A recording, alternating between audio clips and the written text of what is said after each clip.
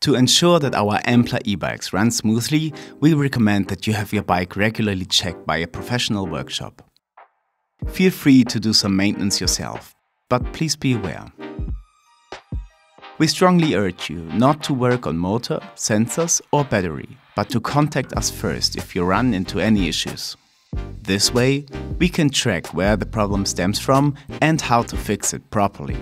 Please also read the warranty conditions on our website. Here are some things to look out for. A good tire condition is recognized by sufficient tread depth and a good grip in wet weather. Replace tires which have too little tread depth or visible cracks, as they no longer provide proper grip or puncture protection. Check the rim by looking at the moving wheel from various angles. The distances to the fork and frame should be the same on both sides. Your wheel is out of true if it's wobbling from side to side. Sometimes this happens when you ride through a pothole or down a steep curb, or if you have loose spokes. Check the spoke tension by squeezing 2 spokes at a time between your thumb and fingers of both hands. You might feel a potential difference in tension. If you feel a loose spoke, get it checked at a bike shop. Any bike shop can help you through your wheel.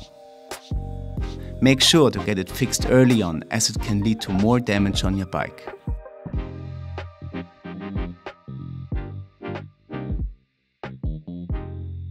Clean the chain with a fleece or old rag every couple of weeks, depending on how often you ride. Then clean the jockey wheels with an old toothbrush to remove accumulated dirt and oil. Now you can apply oil and spread it on the chain. Shift through the gears to spread it over the sprockets. Remove excess oil with a fleece or rag. Bicycle chains are a wearing part that needs to be replaced approximately every 2,000 to 4,000 kilometers. Too much wear and the chain will start skipping, which can lead to wear on the cock and sprockets. If you want to know for sure, a chain checker can indicate elongation. A carbon belt drive does not need oil, but must be cleaned from time to time with water and some washing liquid, for example after riding on loose ground. Check the belt as well as sprockets for sharp edges, pointy teeth or cracks. Please note, a belt needs to be changed if it has been damaged through severe exterior conditions, for example a crash or something has been caught in the belt and has been pulled between belt and sprocket. The correct tension.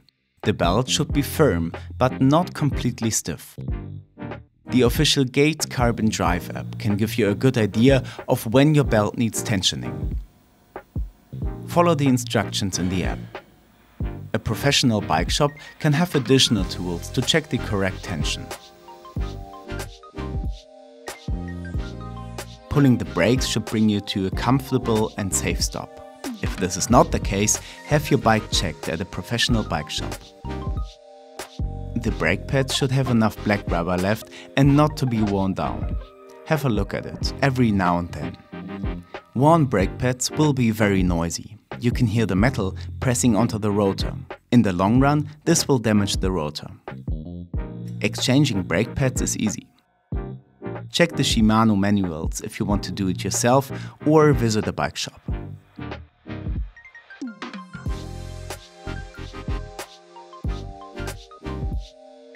If you have a torque tool, orientate yourself by the marked numbers.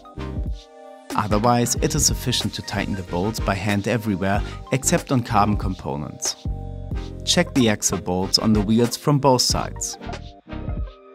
Tighten the bolts on the handlebars. We recommend tightening the bolts in an X shape, as shown here. Check for a loose steerer by braking in the front and feeling the part between the steering tube and steerer. If there is movement, loosen the stem clamping bolts, tighten the bolt in their head cap until the steerer feels tight. Check once more until the steerer tube feels tight again, and only then retighten the stem clamping bolts. Check the crank bolts and chain ring bolts, tighten them if needed.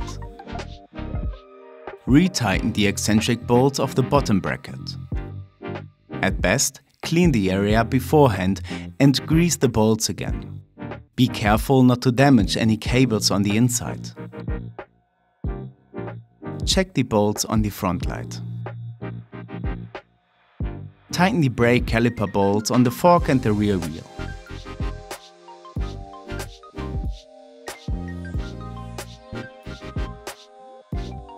Clean the charging port with some contact spray and an old toothbrush to avoid oxidation. Don't worry, the port and button are waterproof.